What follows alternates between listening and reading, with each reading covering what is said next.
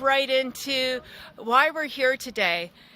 And first and foremost, my name's Lisa Thompson, but I am just over the moon with the response and the interest that we have from our agriculture and food community collectively.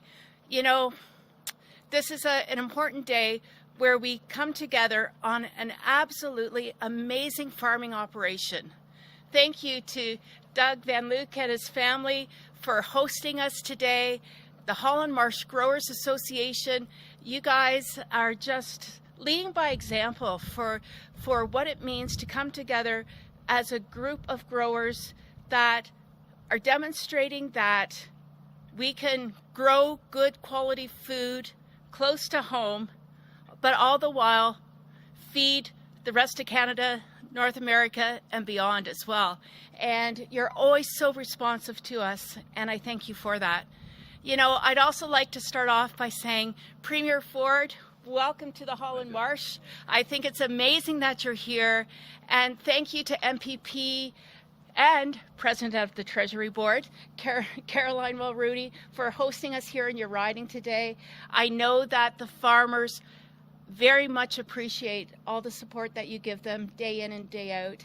And then we're joined by so many more people. I want to recognize, of course, our amazing Associate Minister for Small Business, Nina Tangri, our Minister of Transportation, Prab Sakaria, and we have some opportunities to bring new people into our farming community. And in that spirit, I'm so proud to introduce to you Anthony Liardi, one of our new 2 parliamentary assistants for the Ministry of Agriculture, Food and Rural Affairs. And I'm losing my voice. Pardon me. He's come from Essex County. So again, he's very familiar with the importance of our fruit and vegetable production that we have in this province. And then, of course, we have our municipal representatives, Dan Kelly from the Canadian Federation of Independent Business, as well as Drew Spolstra, our chair of the Ontario Federation of Agriculture. And this matters why? It matters because we're here today to say, please, Prime Minister Trudeau, for once and for all, listen to the people from the grassroots up when we say you need to hit the pause button on this carbon tax that we saw jump 23% yesterday, because it's doing nothing but raising the cost of everything, and that includes the production of food. And I want to give a shout out particularly for the operation that we're on right here this morning. The Van Luke family and their team of employees operate hundreds of acres of land in the spirit of growing good quality vegetables close to home. But their operation spans the province as well. I just learned this morning they've started their onions in Leamington, and they'll be transplanting them here in the Holland Marsh. And then that market will expand once their vegetables are mature and ready for market. And then jokingly, I heard there's some acres to the north as well. And I said, oh, how far north? Because I'm familiar with the Gwillimdale in New Liskeard. And they said, oh, no, just a little bit north. So not as far north as New Liskeard, but it still matters, because this particular operation not only is feeding Ontarians and Canadians, but they're providing good jobs close to home as well. And what happens when the cost of production keeps going through the roof? Well, things have to tighten up. And we as Ontario farmers don't want to do that. But my message here for you today is short.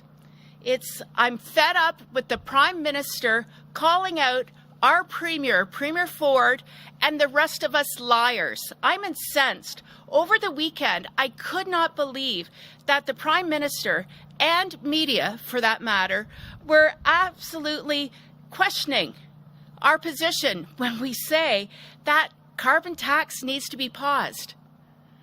I ask the Prime Minister to look my husband in the eye and call him a liar when he presents our propane bill, and it shows that 20.9% of our last propane bill was carbon tax. I dared the Prime Minister of Canada to look the owner of a grain elevator and an exporter of soybeans around the world a liar when he said the month of November alone, when you take into consideration the drying of the grains and the oil seeds, as well as the fuel for his fleet of trucks, getting the product down to the Port of Hamilton so the soybeans can travel around the world. I want the Prime Minister to look that owner in the eye and tell him he's lying. I want the Prime Minister to look at a hog farmer who has barns in Huron County and Bruce County, a liar, when he literally sends through his energy bills to heat his barn and the carbon tax is through the roof. Ladies and gentlemen, enough is enough, and I want everyone to know that through Premier Ford and his leadership, everyone in the province of Ontario has a government that A, understands, and B, cares enough to say we're standing up to the Premier, to the premiers, or with the premiers across Canada, when we say to the Prime Minister, pause the carbon tax. Because, ladies and gentlemen, that carbon tax is going to go nowhere but up every April 1st through to 2030. And what does that translate into? According to Grain Farmers of Ontario, they're going to see an additional $2.7 billion worth of expense associated with carbon tax. If you talk to vegetable growers, by the year 2030, carbon tax is going to add on an additional $90,000 per acre in carbon tax. That's not sustainable, ladies and gentlemen, and we need a federal government that understands the importance of being able to compete globally, but most importantly, produce good quality, affordable food close to home. And with that, I would like to introduce Drew Spoelstra, the president of OFA, to share his comments. Thank you.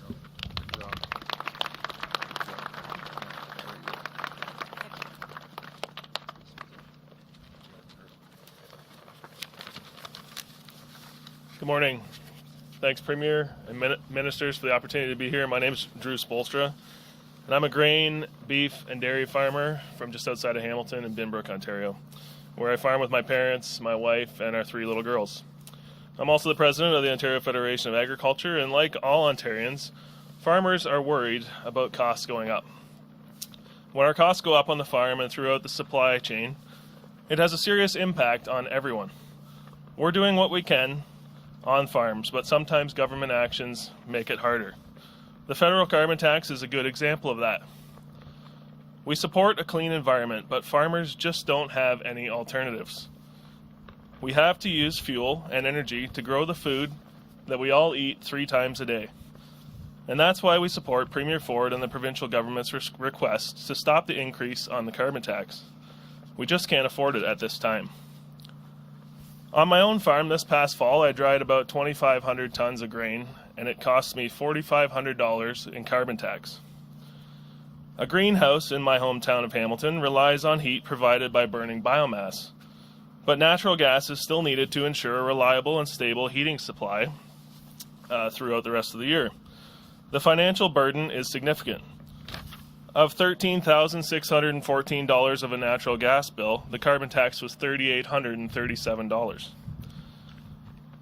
As the federal carbon tax has steadily increased another 23% this week, Ontario farmers' ability to produce food for a growing population, pursue export opportunities, and meet the goals of the ministry's Grow Ontario strategy is consistently more challenging.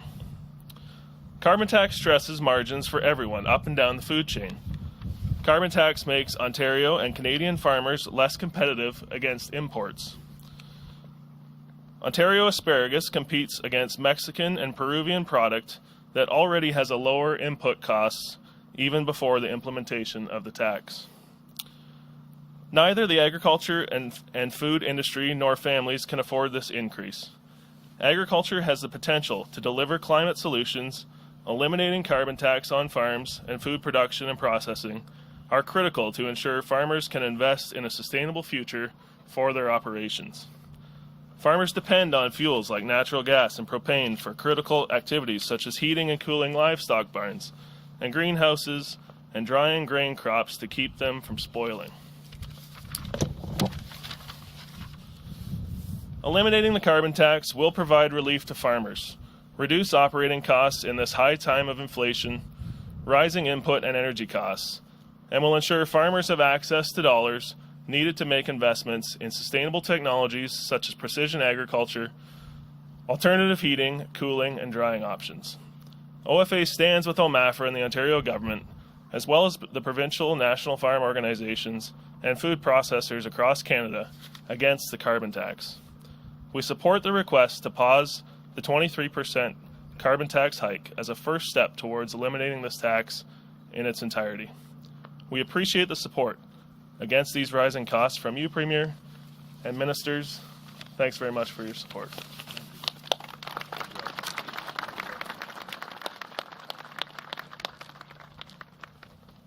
Thank you so much, Drew. And now I'd like to introduce Nina Tangri, Minister of Small Business, to talk more about the impact of carbon tax.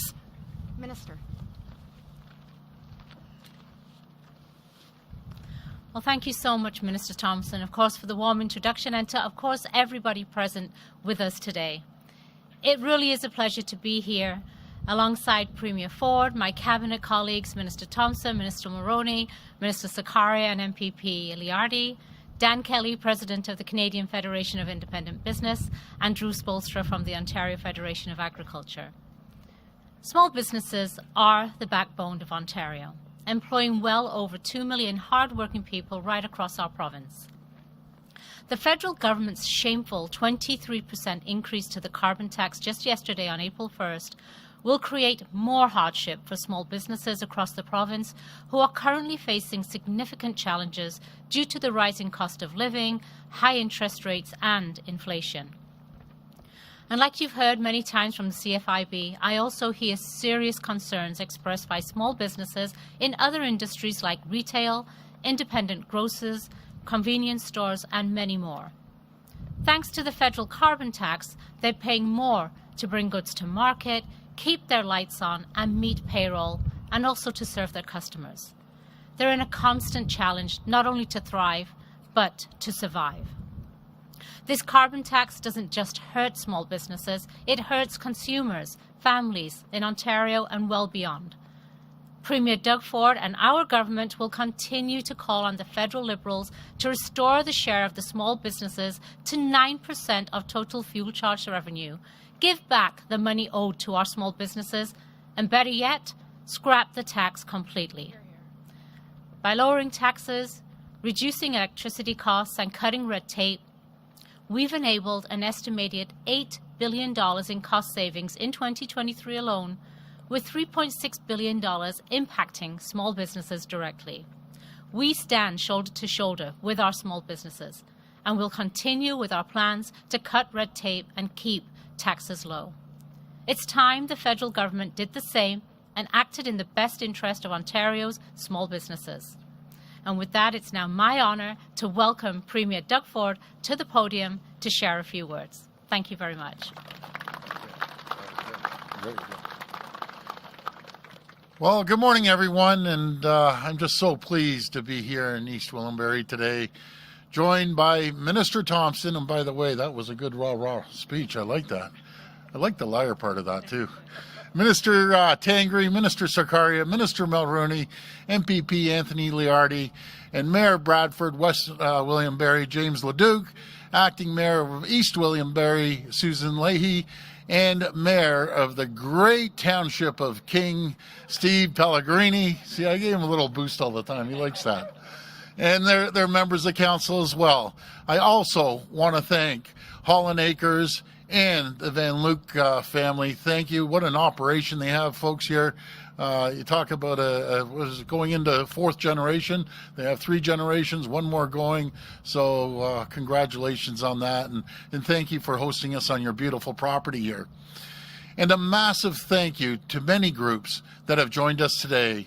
And they said many groups, and I said, I want every single person listed because they've traveled far and wide to come here to show their support. So here we go. The Ontario Federation of Agriculture, the Canadian Federation of Independent Business, the Beef Farmers of Ontario, Canada Protein Ingredients Limited, Chicken Farmers of Ontario, Christian Farmers Federation of Ontario, Dairy Farmers of Ontario, Egg Farmers of Ontario, Food and Beverage Ontario, Grain Farmers of Ontario, Meat and Poultry Ontario, and the Aquaculture Association, Ontario Agribusiness Association, Ontario Fruit and Vegetable Growers Association, Ontario Goat, Ontario Greenhouse Vegetable Growers, Ontario Produce Marketing Association, Ontario Pork, Sheep Farmers of Ontario, Turkey Farmers of Ontario, Tender Fruit Growers, Holland Marsh Growers, Ontario Bean Growers, Mushrooms Canada, the Canadian Canola Growers Association,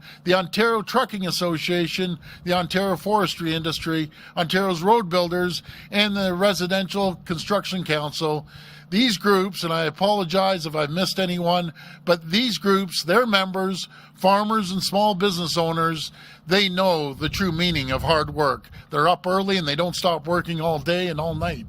I'm so thrilled to stand with you. I just wish I could say I was happy about what we're here to talk about today.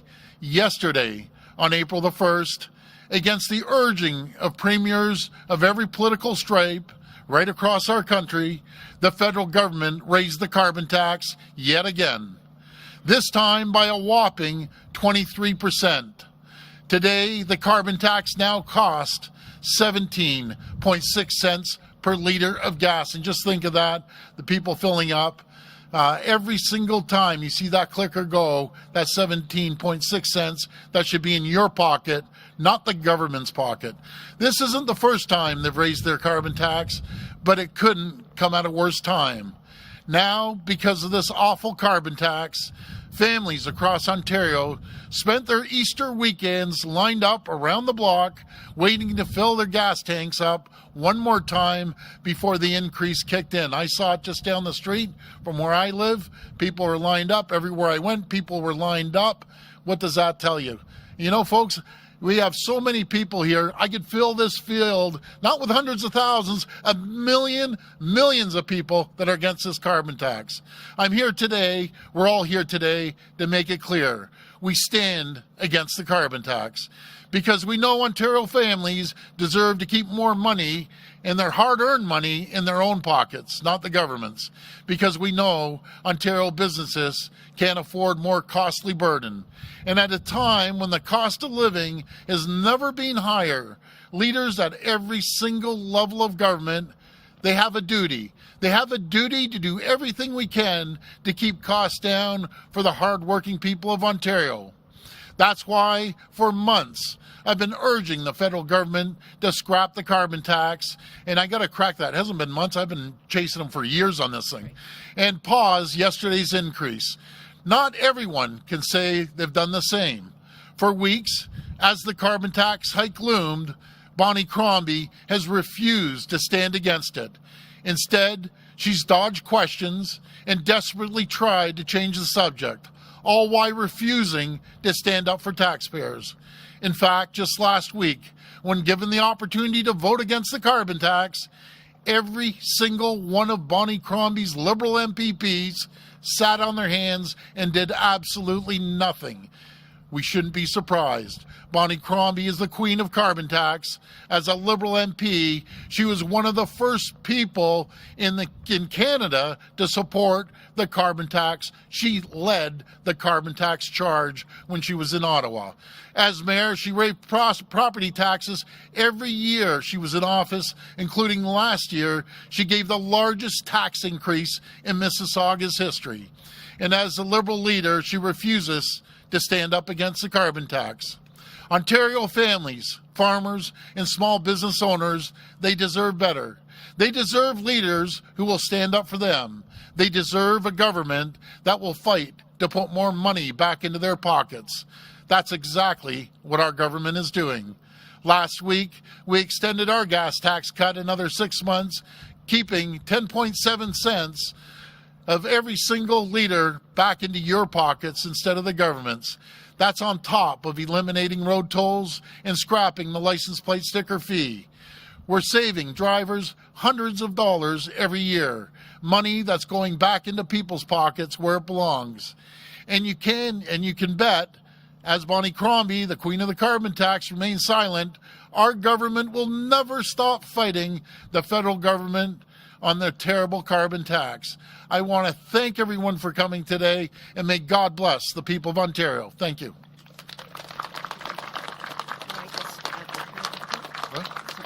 Yeah. Thank you so much, Premier Ford. Your message is so important for Ontarians to hear. But to drive this all home, ladies and gentlemen, I have one question to ask of all of you, because you're farmers yourself, and there are people representing rural communities as well. When you hear the media report and hear the Prime Minister say farmers are exempt from the carbon tax, what's your answer? No, that's right. And to make it real and to take it home this morning, I'm pleased to introduce to the podium Dan Kelly, the representative that we have here and General Manager of the Canadian Federation of Independent Business, because again, he's going to make in terms of how this carbon tax is doing nothing but raising the cost of everything for Ontarians. Dan.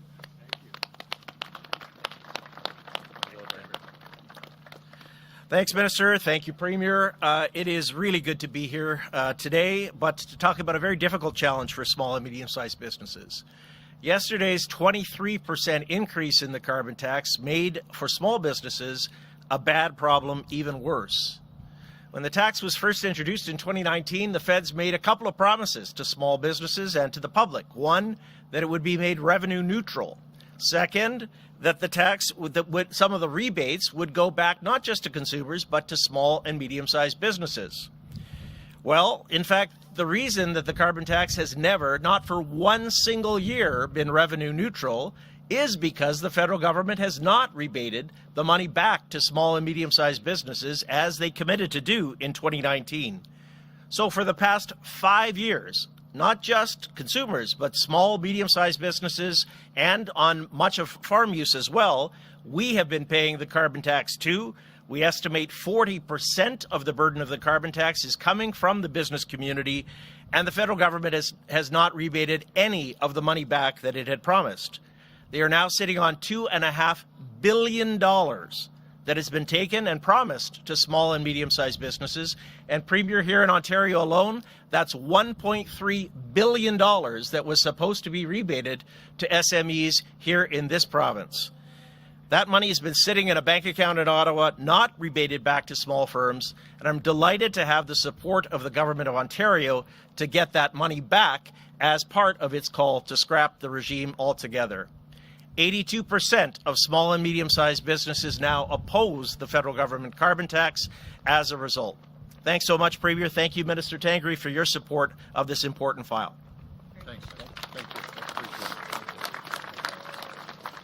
Thank you. Ready? We will now go to reporters' questions. Reporters, please line up at the mic behind me. It'll be one question, one follow-up. First question.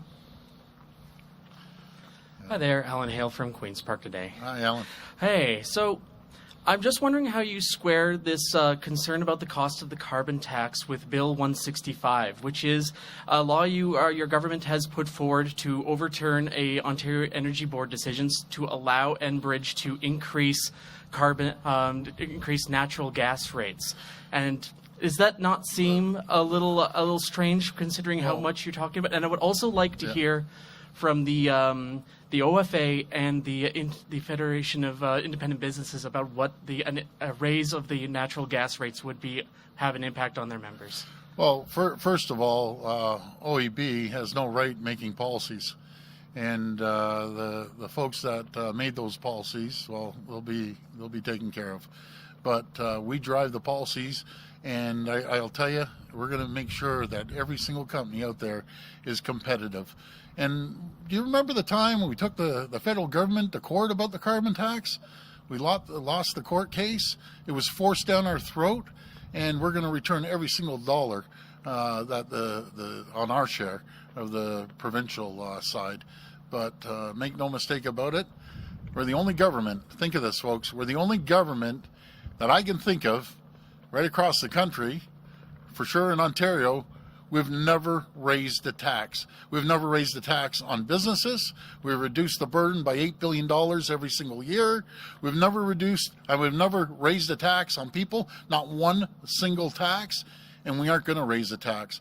We look at growth through revenue growth by 700,000 more people working today than 5.5 years ago, that the previous government chased 300,000 jobs out of the province. This carbon tax, it's killing businesses. We're working hard every single day to attract new businesses from around the world and support our existing businesses. And this is just punishing, crippling companies out there. And we're going to fight it tooth and nail every single day. Can I hear from the OFA and the independent businesses on a possible natural gas hike?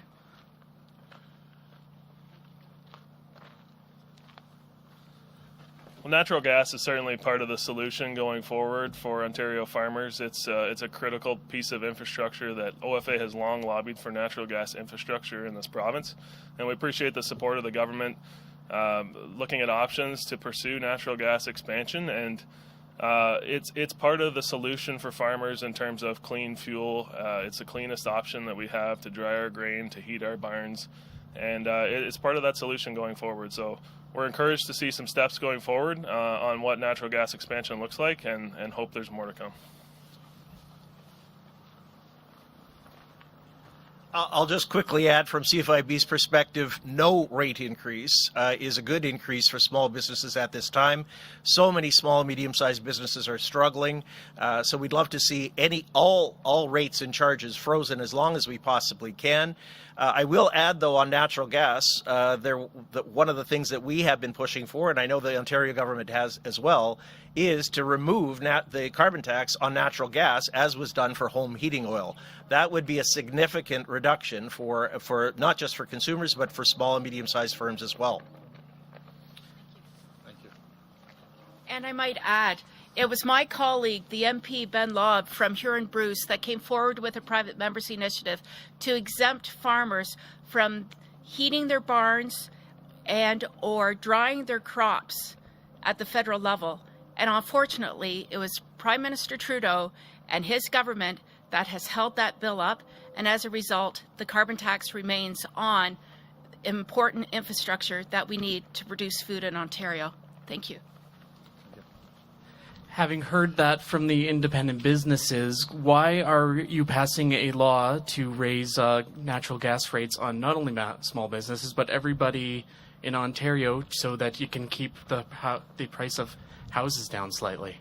Well, we aren't passing any law to increase any taxes. I don't know where you're getting that from, but anyways, we will be working with our small businesses to keep all rates down and all taxes down. But folks, let's cut to the chase. This carbon tax has to go, or in a year and a half, the Prime Minister's going. It's simple as that. He will be going. I'll guarantee you, he will not be there. If he doesn't start looking after the people and the businesses of Ontario, the ideology they have is just beyond me. I do not understand it at all. Okay, this will be the last question. Morning, Premier Ford. My name is Joshua Santos. I'm with Newmarket today. You talked about just how there was people lining up for the gas over the weekend with the tax coming up, or them anticipating it. What do you think about this carbon tax essentially having an effect from gas to even grocery prices? Farmers are going to have to pass the price on to grocery stores. Excellent question. So what do you think about just some families that are already struggling to provide? Yeah, what this does, we're trying to keep the inflation low across the country. Bank of Canada still have their interest rates hiked up there. They're saying, well, we got to reduce inflation. It went down to 2.9, then went down to 2.8, and all of a sudden this comes along. 30% of inflation is fuel and energy cost.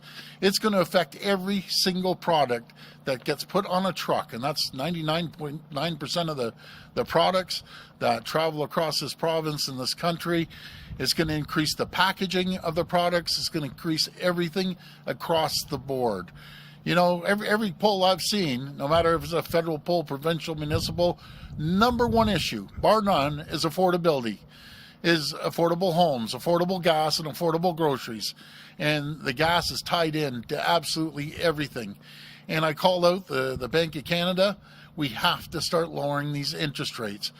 You're going to end up killing people over the next year or 2 years when they renew their mortgages. And you're just gouging these people for no reason at all. We need to lower the interest rates, and we need to make sure that we get rid of this carbon tax. You know, we see our economy still strong considering the rest of the world. We've seen investments in EV of $28 billion.